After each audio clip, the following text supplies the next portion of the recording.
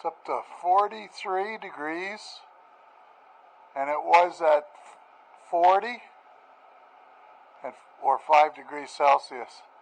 So it's 53 and maybe 12. It's warming up. Ooh, I guess I should have got some gloves. Hang on, I'll go get my work gloves. It is still cold in here. I'm just wearing my coveralls, gloves. Let's see what we got. Oh. I'm going to catch hell for this sooner or later. Okay. That's a right. And that's a right. That's got to be a left. So, okay. I gotta clean this mess up in here. We got it there. Oh. And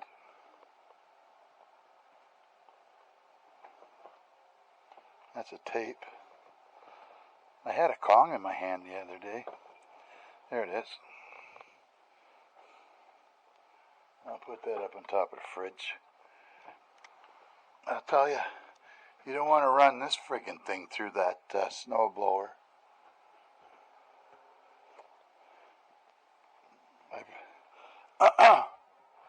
I had a dog's tug in there. We're not talking little dog tug. We're talking huge. Ooh, let's stand by the fire. It's not very hot in here. But what I was going to do is I was going to see if I can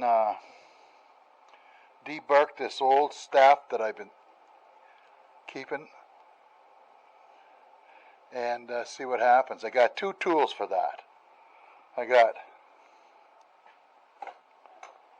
this one we'll try, and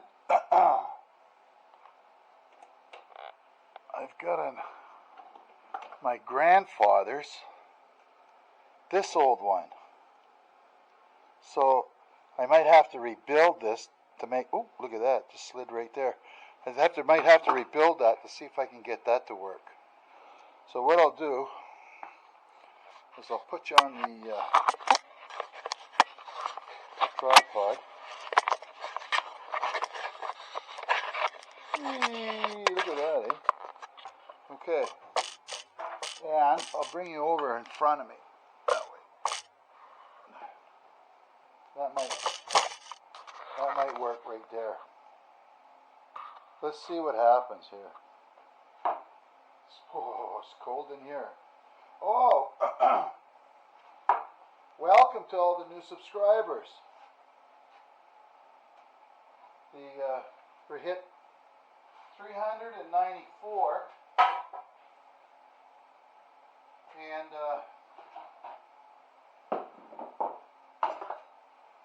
I wonder why all of a sudden we're getting so many. Okay, I gotta get a screwdriver for this and that'll be it. So, and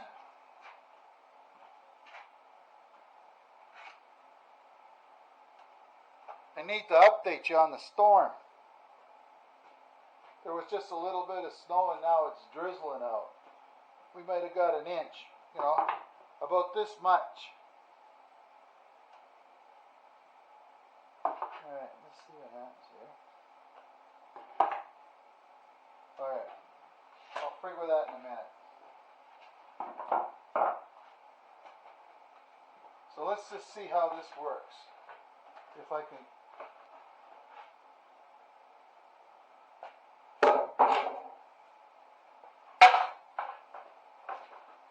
Alright.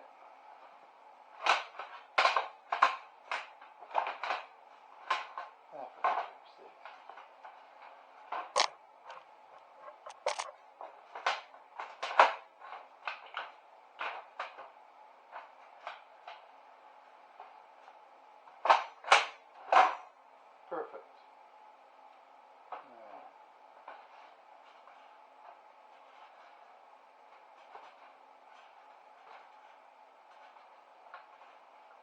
Well, we can hope it works.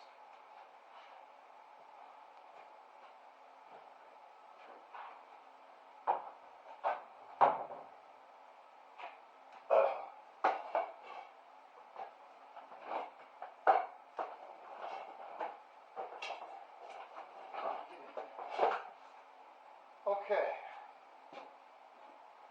I think this one here is a bit overkill. Let me turn this up a bit.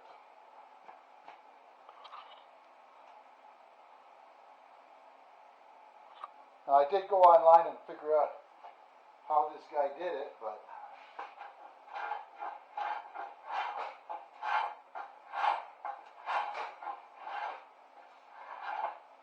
okay, that works. Except it needs to be further this way. It's tippy.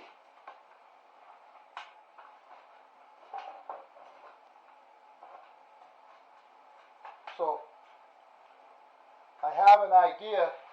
If I make a cross with some old boards,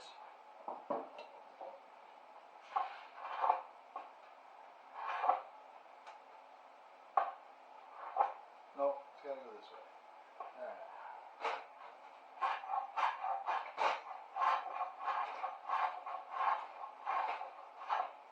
Okay, this is a piece of yellow birch, I believe. Now,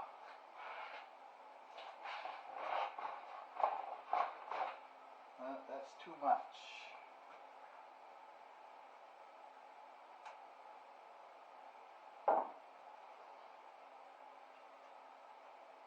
I frigged with this thing here before. You got to have it so that just a little bit of that blade sticking out. Maybe there.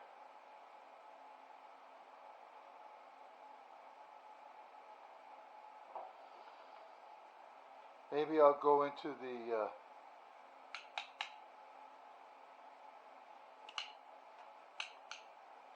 cane and staff business.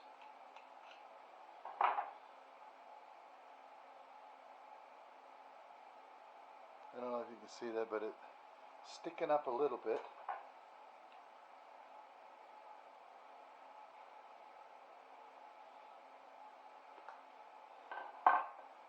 Being that I'm 67,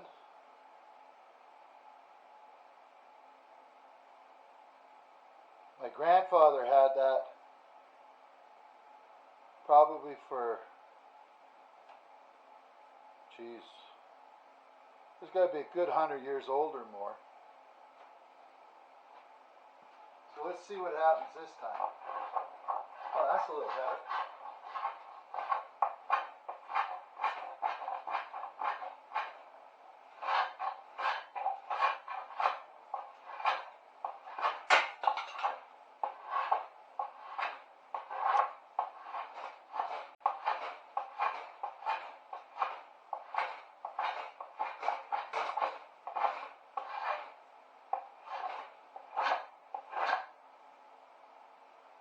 I mean, it's going to take a while.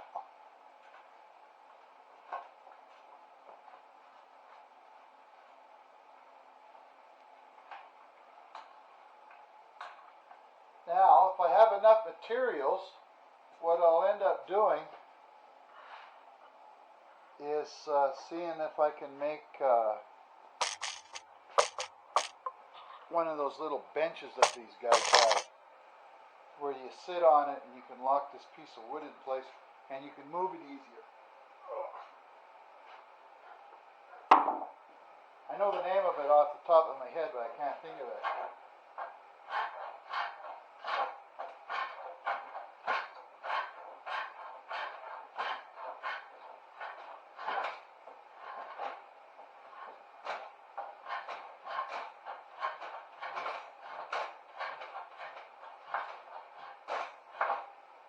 This piece of wood I've had in the garage, or whatever, for a good 5 years now. This is dry.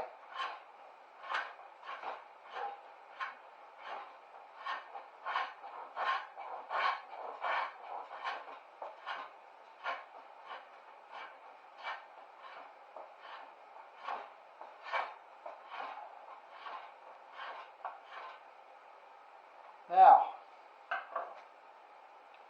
the other thing I wanted, let me just check the fire here. Hang on.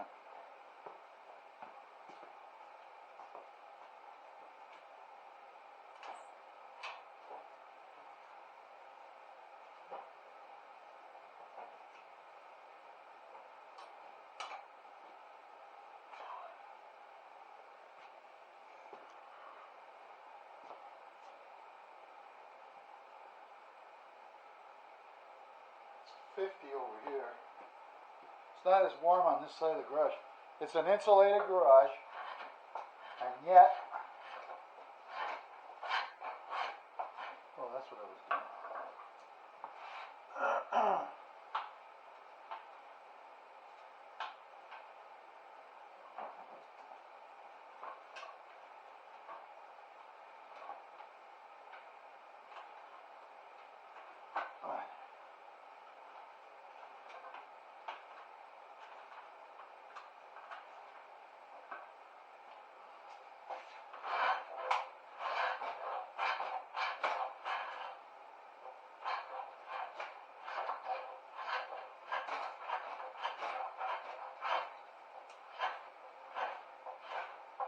Yeah, that's working.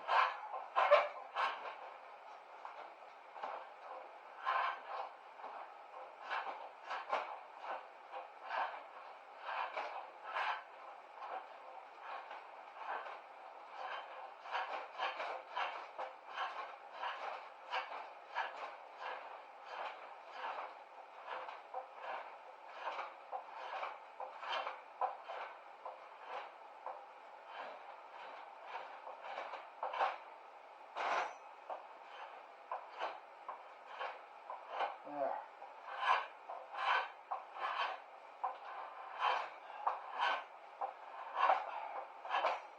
Now, if this was green, this would come off of here like crazy. There. So,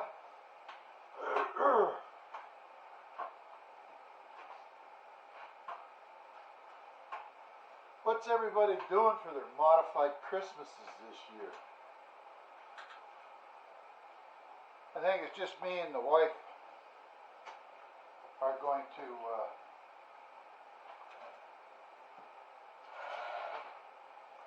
enjoy the season, I guess. Hey, hang on here.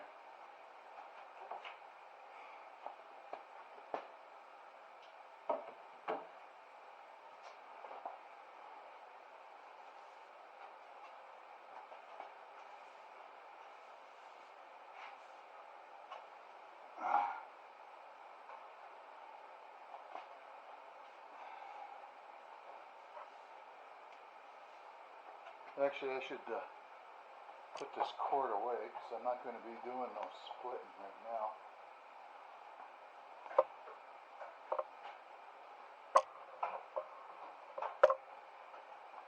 Get this out of the way. There, close enough. Me and the wife are not going to do too much.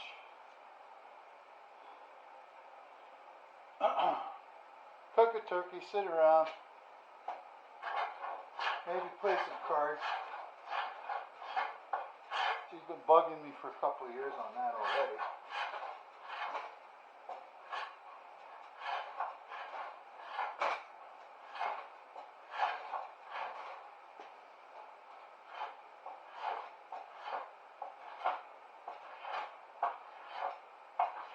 The other little business I was thinking about getting into is selling fat wood. Fat wood is, let's see here. Well, I have a bunch of dead red pine down there that has been down there maybe 10 years already. And the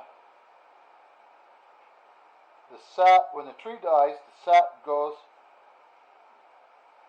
and it goes out to where the limbs connect roughly to the tree. And if you harvest that, it's really sappy and the stuff burns like crazy. I know it's big in the United States, and people are making some money from it. So I thought maybe I could make a couple of bucks off it myself. Because it's excellent fire starter. There, how's that? Let's see here.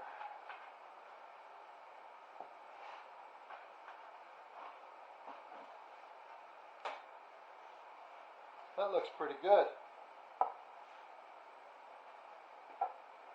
I think that's the bottom.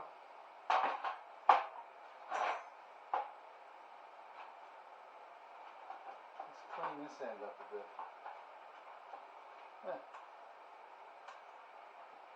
I think I'll give this to my wife for Christmas. That way she'll have something to remember me by when she's whacking me on the head with it for being a pain.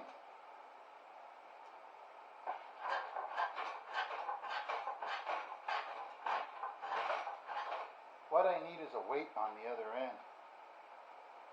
Huh. Something heavy. Not worth frigging with right now. Need to shorten this up a bit.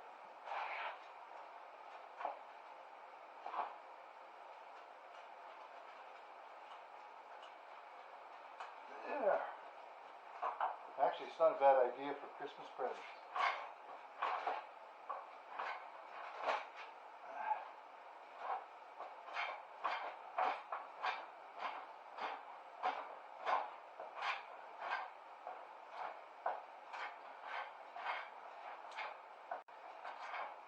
Wow, is that dry?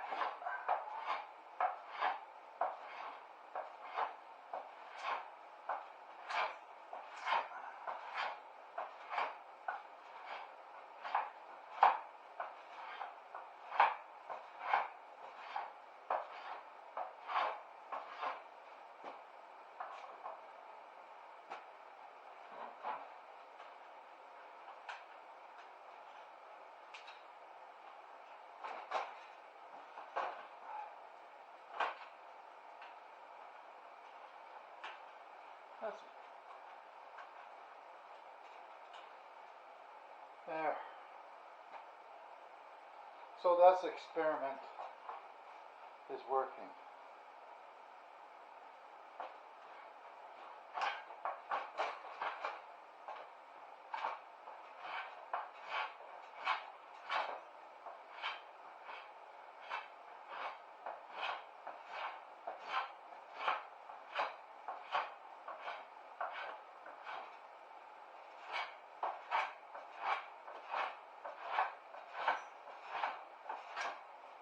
That coming off quick.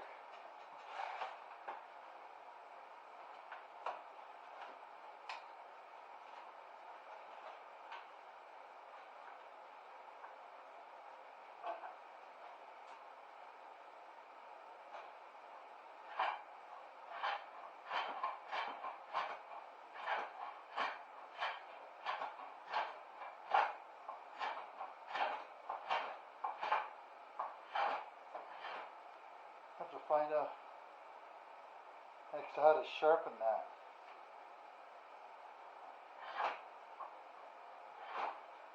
I notice it when it's hitting that little knot there. It almost stops dead in its tracks. There we go.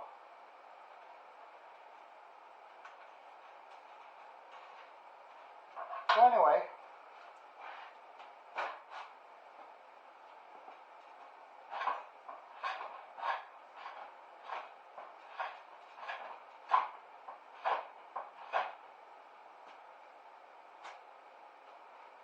this is going to work just fine.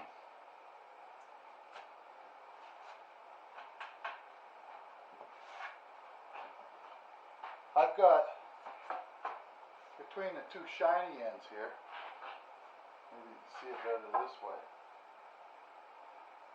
This is all bark up in the middle here. And this is all the old stuff. Once I get it all off of here, I do have a I've got a can of linseed oil up in here somewhere on the left, right here, in behind that stuff, that I could put on here. We'll see first. I might put some rims, that's the wrong end, on here, because this is, I mean, it's okay for my hand, but maybe some small rings going around it so that your hand doesn't slide down it. The little fatties in your hand here will fit into the ridges of this. But this here is going to work pretty good. It's pretty dry. So that's the start of that.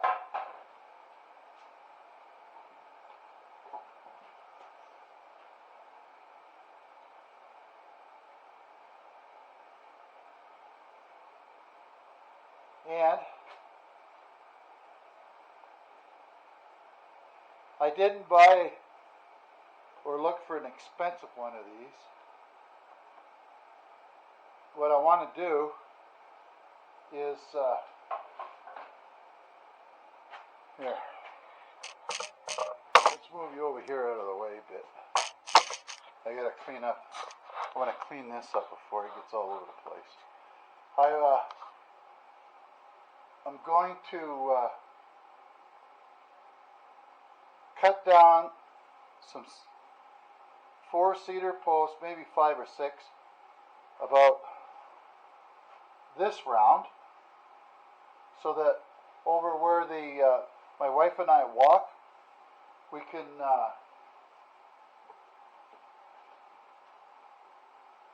have a roof over the bench. Sometimes the weather here whips up pretty quick, and if we're out there,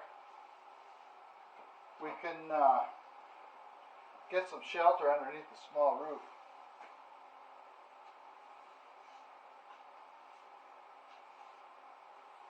There's all good kindling here.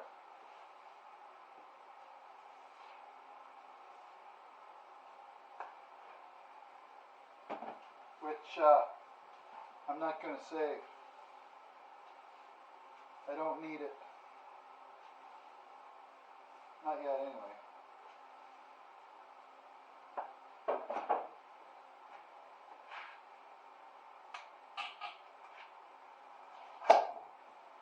There.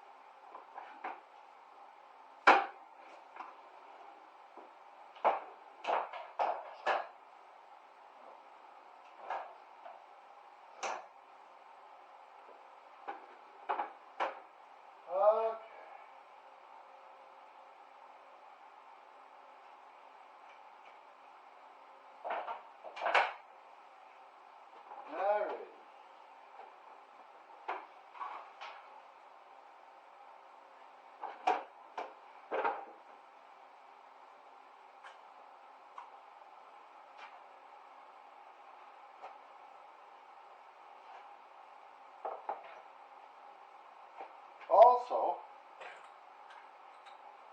I gotta find some time later and install these on my cart.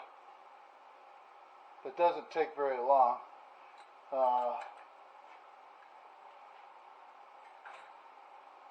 That's for helping hold down the wood that I get in that I want to clean up from time to time.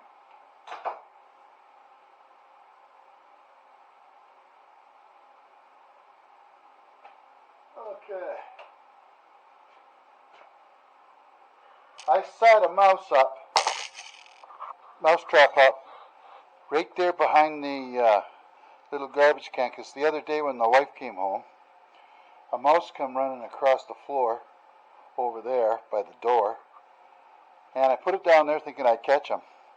Come back the next morning, didn't catch no mouse. Because I was worried that the dogs might start sniffing it and get trapped on it, I put it back up here where I normally trap these little varmints at, the mice. And that's where he was. I caught him right away. I don't like touching these things, so gross.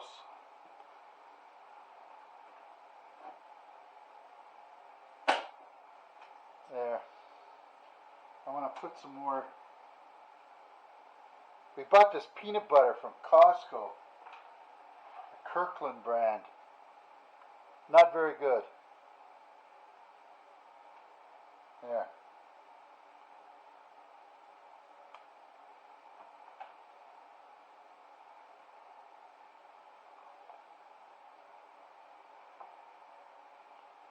These traps was about $5 for 3 or 4 of them or something like that.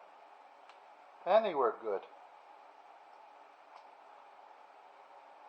I'll show you another one I bought.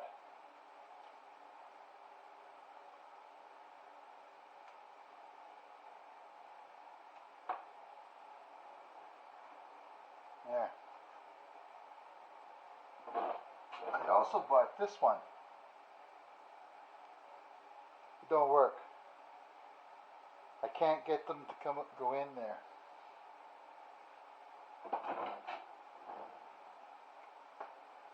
Well, anyway, that's that for that. I'll just turn the heater off here.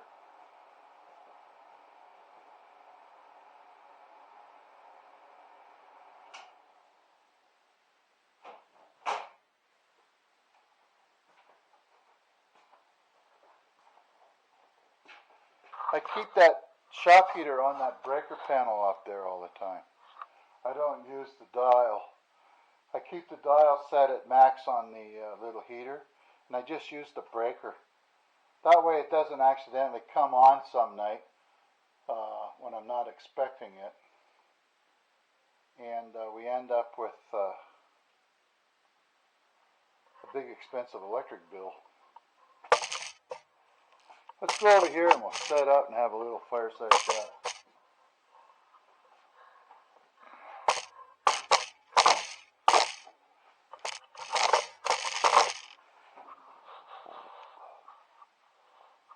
There. Gonna move some of this stuff so I got a place to sit myself.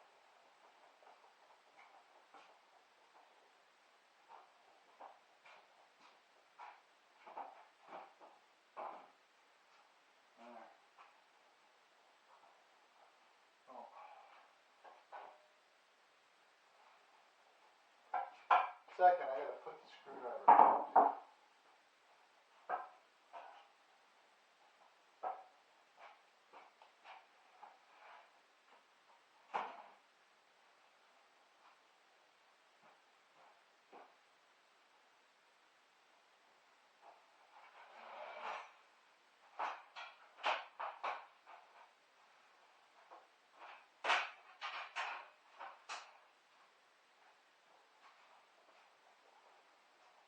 Put my table back together.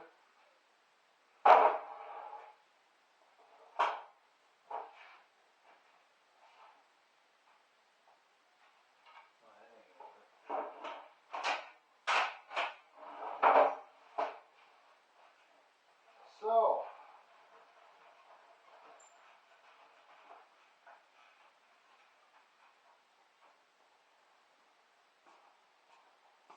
here we are. This friggin' bag of Burtts meat. Let's throw it on here for now. I just got to keep my eyes on it that the mice don't get in it.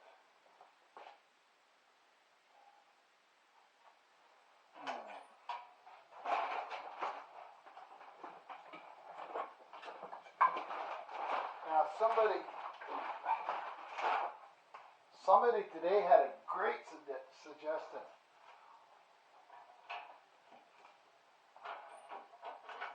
There. You got to sit so close to this fire to get warm. Let me see here.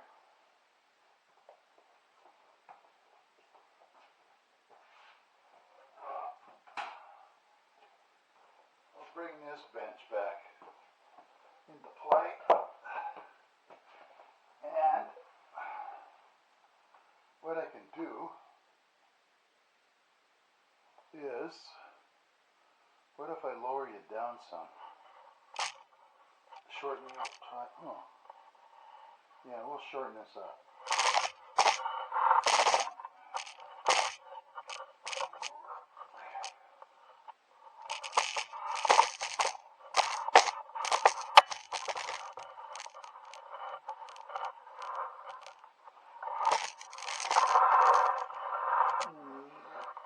There we go.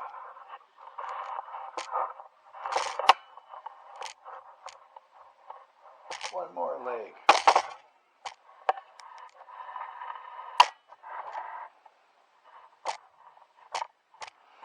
There. And being that I'm not going anywhere. Oh, that's as low as it'll go. There. That's it. Max. I don't want to melt you. Can't afford to buy another one. Okay. You can hear the draft going through the fireplace. It's pretty good. The temperature of the flue is about 230, 240 degrees. So, as I was saying, there is you can get these barrels, and maybe I'll check into it to find out what the clearances and all that stuff are and how expensive it might be to replace this, modify the chimney. I could maybe take this and put it directly above it upstairs in the loft up above, and I can have its own fireplace up there, and then I'll put the 2-barrel one down here. That's probably a little bit more reasonable. And what I'd like to be able to do is to get enough heat out of this that it's so hot down here you have to open up a door or a window. It's not about how expensive or how much money I'd spend on wood, because I'll just burn junk wood out here in the garage. All this other wood over here, that's all seasoned hardwood, whether it's beech, butternut, maple, oak, ash, to name a few. I really don't know one from another. I do know, though, that that tree that I made outside that I cut up, or those trees that I was cutting up to get a cord of wood, most of that was poplar. Let me check how hot this is. Oh, it's still cold. How much is the battery in here? And the battery's almost run out. And I've only been filming 35 minutes. Well, not filming. Video recording. Not sure what the hell it's called anymore. Like some people say taping, but it has nothing to do with the tape. Everything goes into RAM nowadays. Oh, I was asked a question here today. What did I teach when I was teaching over in the Middle East? I went over there, never taught a day in my life. And they hired me anyway to teach United Arab Emirates nationals about how the oil and gas and water desalination plants worked. Well, I did work in the oil and gas industry, mostly the gas industry. And I remember in my interview, I did something that, just as a token of appreciation, I gave everybody at the meeting some pins that my wife gave me to give out while I was over there. I was only there for a couple of days. I got on the plane, flew over there, and had the interview the next day. And then the day after that, I flew back home.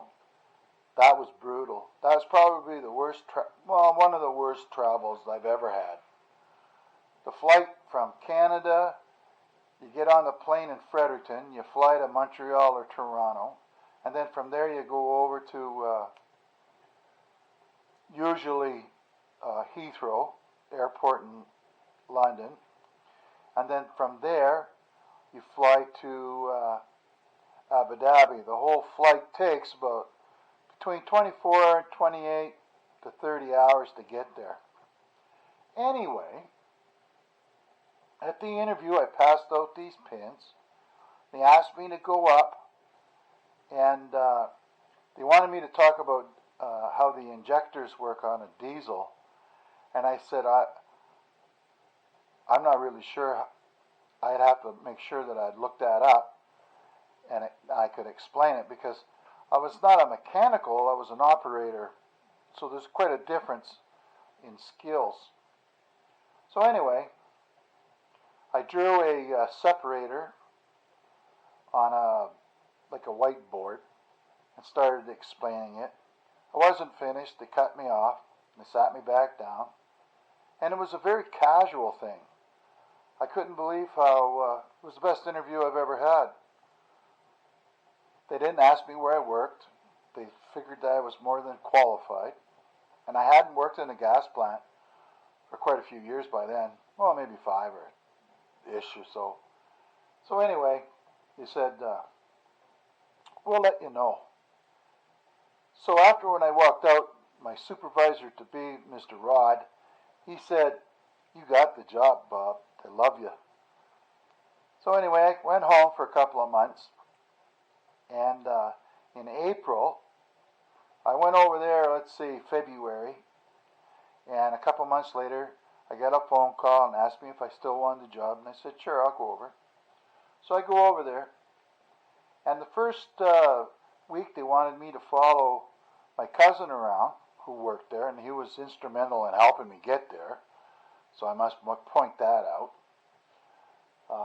And I appreciated staying in his home for a month while I got a first paycheck and had to go find a place to rent. There's a couple of key guys over there, Rod, Steve, Vince. He drove me around to help me find an apartment. But anyway, after a week of watching my cousin teaching, I couldn't handle it anymore. I had to just say, okay, give me a class. Let me get started. So I started right away, and I think it was teaching fire and safety. You know, how to use a ladder, how to set it up, what to do for this, what to do for that. And I found that these young guys were just dying for information on Canada. So I kind of turned into a tour guide for Canada with what pictures and stuff like that I did have. And I got a couple of them, some of these compressors and stuff like that, that I found on the internet, plus some of the, I worked for a company called ADNOC, A-D-N-O-C, and some of their pictures, and I got them, we could put them up on a laminator, it's called. Do you remember, it's an overhead projector where you just stick the thing on the top of it, and it would project it up on the wall. Anyway, after we left that school, we ended up getting the computer and this thing called Moodle, a program that allows you to put a bunch of pictures up into it, and It's kind of like an educational software package. So I got heavily involved in that. And but anyway, I remember these students. They were just dying for information, and I suppose it's typical to everywhere else in the world. If all you see is what you see, and you don't really look beyond that, like within a country, say, or even the little area that you might live in. Like I know people in the cities here, they've never left the city. Or if they do leave the city, they might fly from one city to another, so all they ever see is the city. And some of them never get 50 to 100 miles away from home. And it's probably similar to a lot of these young guys over there. But they were smart in a way that they had to learn a second language, and a technical one at that. Plus, they had to pass, and they were all guaranteed a job. And they couldn't get out of there because they had to go through me, because I looked after their marks, marked them and stuff like that. But the way it started out over there, it was brutal.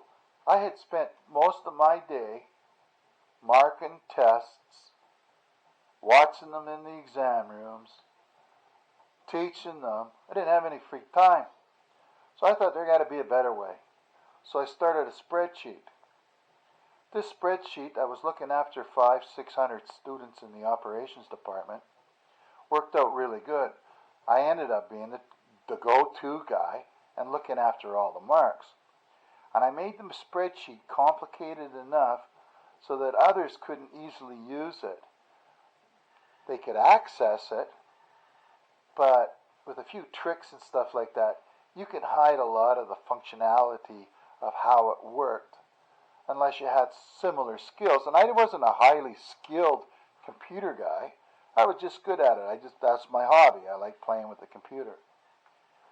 So anyway, instead of teaching 5 or 6 classes a day out of 7, I was down to 2 or 3. And I would immerse myself into improving on the quality of that spreadsheet. And it was pretty important because all the students would, I would post these great big pieces of paper up with each semester. There was 4 semesters at a couple of locations throughout the operations department. And you could always see students standing there looking what their marks were and how everybody else was doing. It was a really good motivator. Anybody that was failing and stuff like that, they got their own peer pressure from their other students to smarten themselves up. But at the end, even if you failed, you got to do a rewrite until finally you passed. Some students were pretty smart to that scheme, so didn't put in a lot of effort, but they still had to pass. And, well, I won't say it, but there was some dubious characters there passing on information.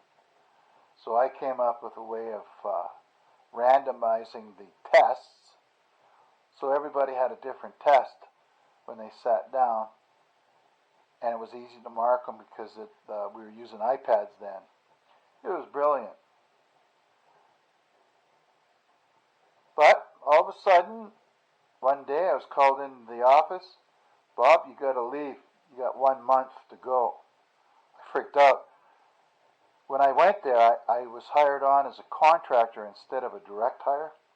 It's the same thing. I had just about the same as everybody else, but I made more money because a contractor didn't get their rent covered and there were some other things. So anyway, to make a long story short, I took contractor because they said I could stay till 65 and then they would get rid of me. But when I turned 60, just before that, they decided they're going to change the rules of the game, and now I'm 60 and I'm too old and I got to go. So anyway, I said, okay, good, be it that way. But they couldn't because they had nobody who could do the spreadsheet. So another guy came up and I had to show him how it works. Anyway, I kept the job for another couple of years, and then I was 62. Got sick, where I went, you have to do a medical to get out of the country.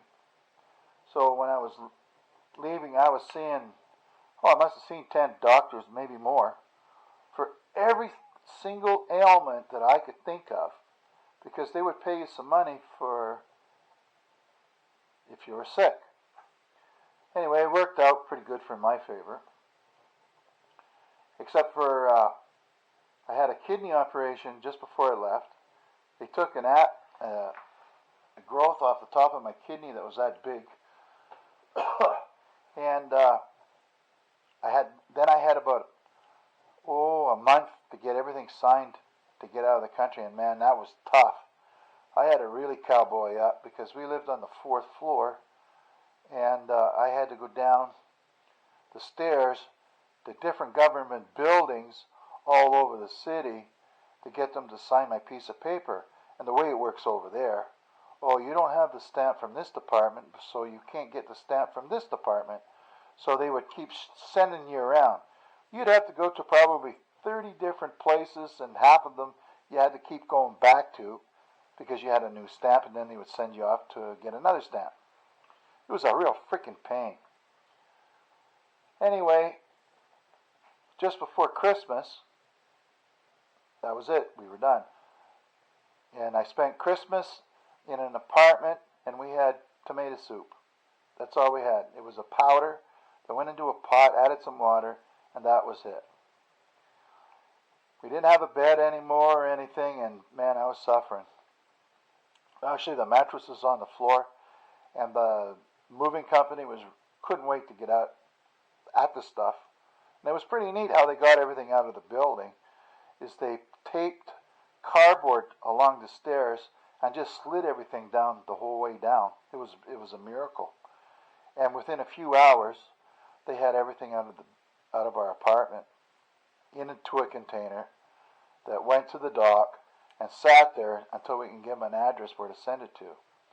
It took about 4 months, and then finally we got our stuff in April. But anyway, on the way home, I ended up helping a lady lift her overhead bag up, and I had my side where they took the growth out. It herniated, and it took till June or July before I got that fixed. And then I got sick. And there's more to this story than that. But anyway, I'm just glad to be back here. If I was over there, I would have had to gone back to work in a week, and it took months and months to recover from the kidney thing and all this other stuff that I had fixed up as much as I could before I come back. Anyway, that's the story on that. I like being a technical instructor, and when the students,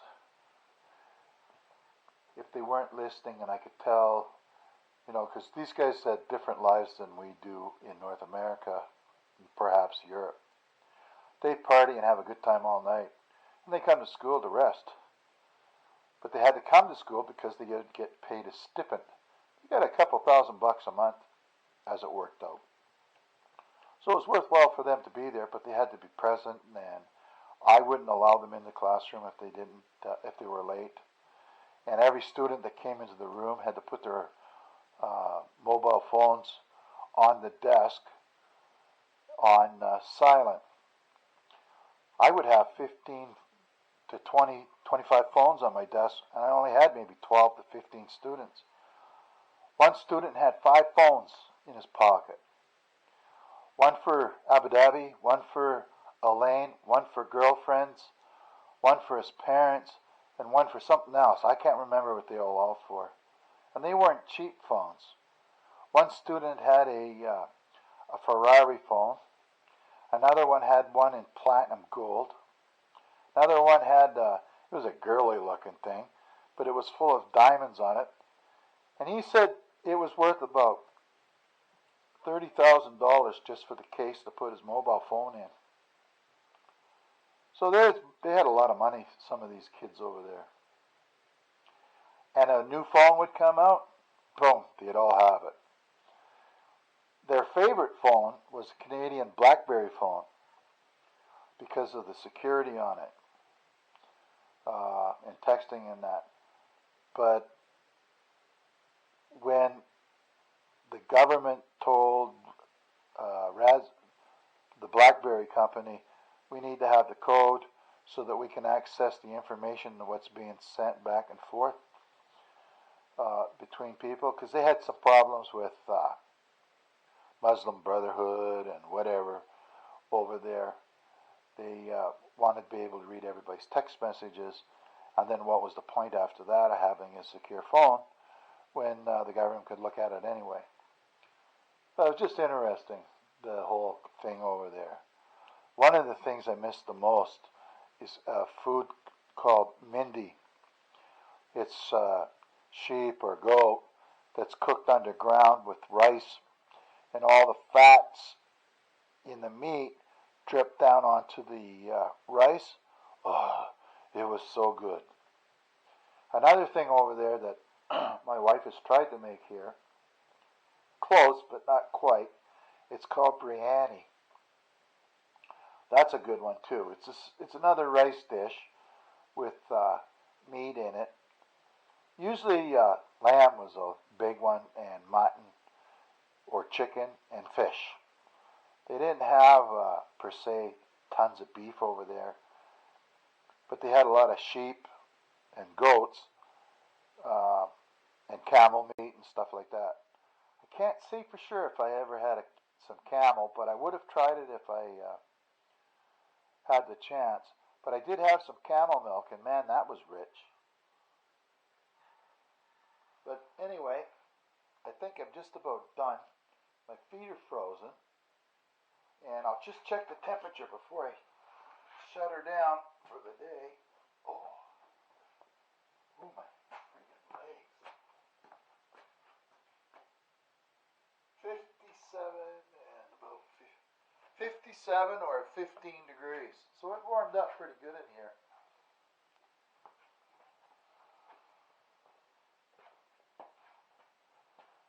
But I'm going to go in. The storm kind of fizzed out. I don't know how well you can see it from there. But we'll open up the door here. That's common. Stay out of the woodshed, Storm. It's raining. Come on in the house. Come on in here. Come on. That's a boy.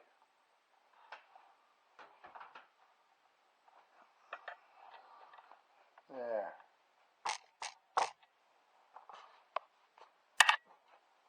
Oh, I don't have a towel out here. You're all wet, huh? That's a boy. Look at the people here. Look at the people here. Ooh, that's hot. Hot. Come away from there. Sit. Sit. Come on, sit. I know you can do it. I saw you do it. That's a boy. Give me a paw. Yeah. That's a good boy. Ooh, you're soaked. It's a little wet out there, isn't it? What's your name? I don't have a towel. I gotta go get a towel. The dog wants to get dried off before he goes into the house. Alright? Now you guys take care and be kind. We're all going to get through this thing one way or another. And I guess the vaccine, there's a doctor's already said he's going to take the first shot here in New Brunswick. Good for him. What's that? What's that? Show me your teeth. Okay. Be kind.